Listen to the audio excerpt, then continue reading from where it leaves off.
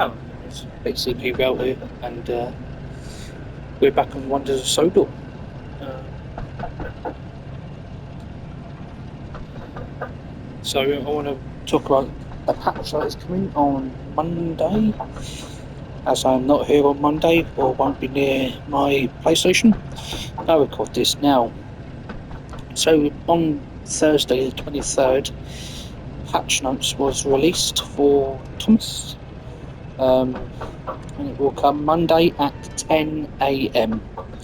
And those changes are as follows.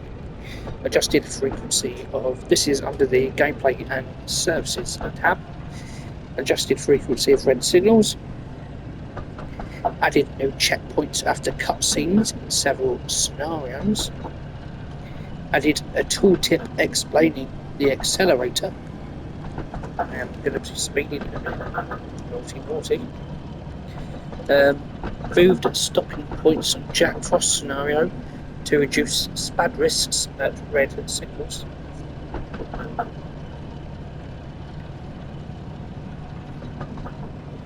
Enable checkpoints on console.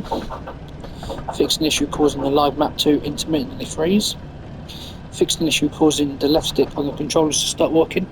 That was the if you hold the touchpad on a PlayStation 5, or if you've got a keyboard pressed in, it'd be pressing the T,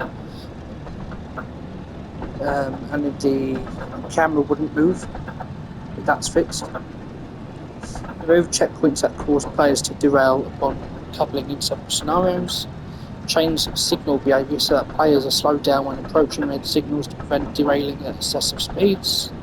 Diesel's first services today now has a stop at Farquhar instead of going via Farquhar for his instruction at Farquhar to try to prevent the player from getting himself blocked.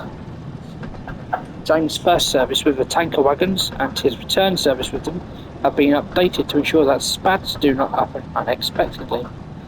Adjusted the ending position of previous shunt procedure before James's final service to move to the shed to change to prevent James from rolling forward on that service before uncoupling. Fixed an issue with Diesel's move to the harbour from Farquhar.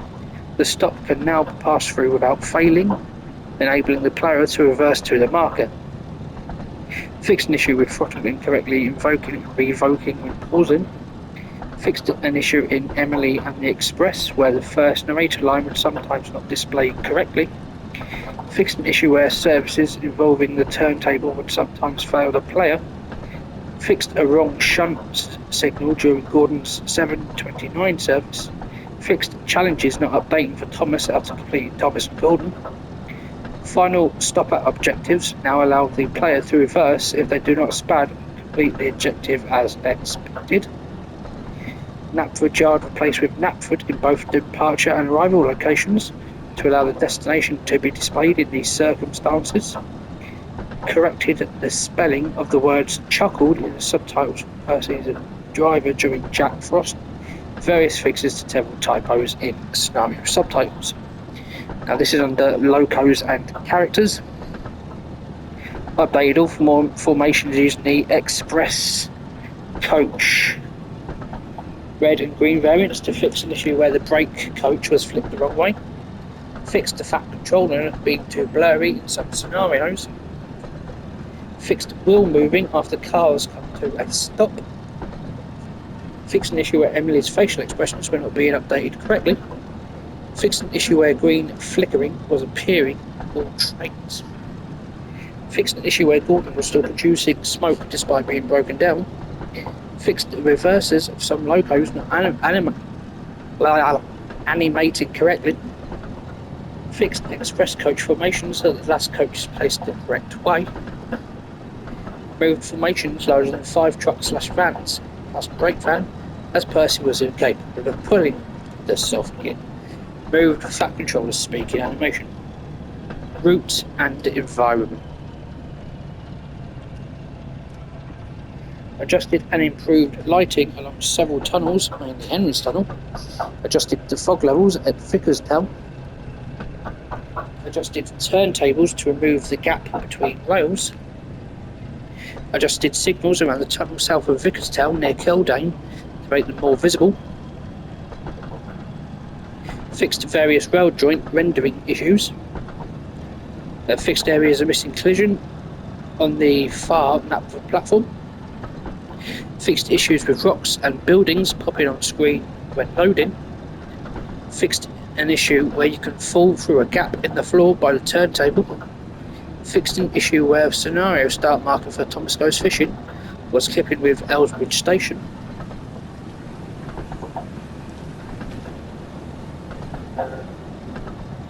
Fixed areas where weather could pass through props canopies. Removed collision from gantries and all signal posts so that camera can pass through. Removed floating trees near Vickerstown. Removed floating glass at Whispering Woods. Glass. Removed Farquhar sign from Railsworth Station building, which I think is quite near. Ellsbridge makes way back and back. I think they've passed that station. Or maybe not. I don't know. Menu and user interface. Added a reload checkpoint button to the pause menu. Added brightness calibration menu to display settings and updated design. Adjusted sizing of subtitle bubbles.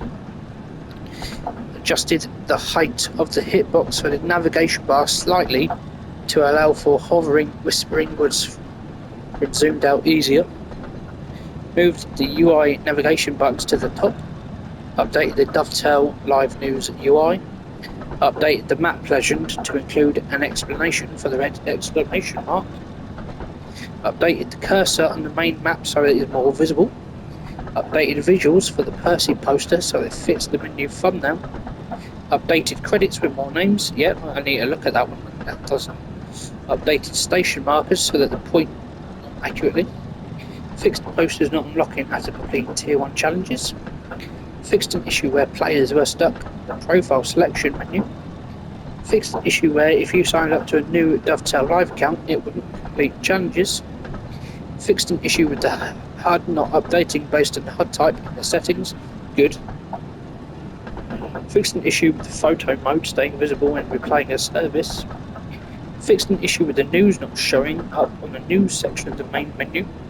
Fixed an issue with inconsistent font size and loading screen tips.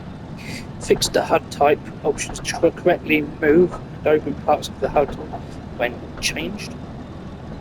Fixed an issue causing tip and text on the loading screen to overlap the loading icon. Fixed. Actually, I can't say that actually, never mind. Fixed some text overlap issues on the photo gallery and challenge main menu tabs.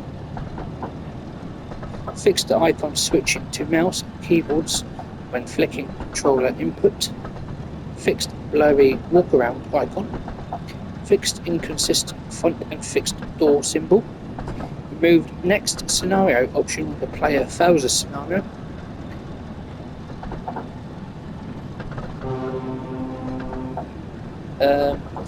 Removed load checkpoint option appearing on the menu after completing the scenario.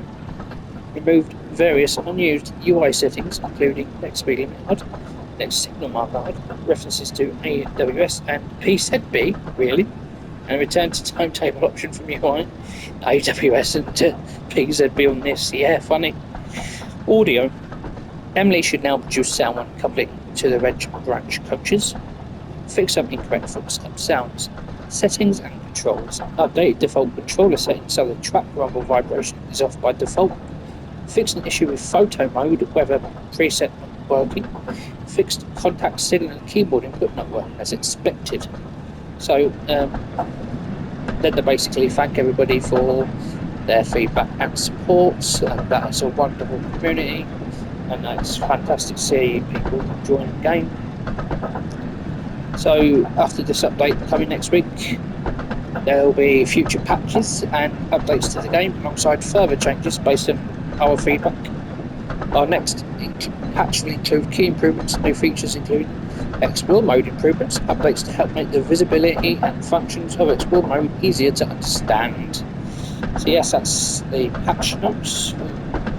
The Thomas update on Monday the 27th. Well, actually, Monday the 27th to when this video releases. So, yes, thank you everybody. I've been BCP Well. See you later.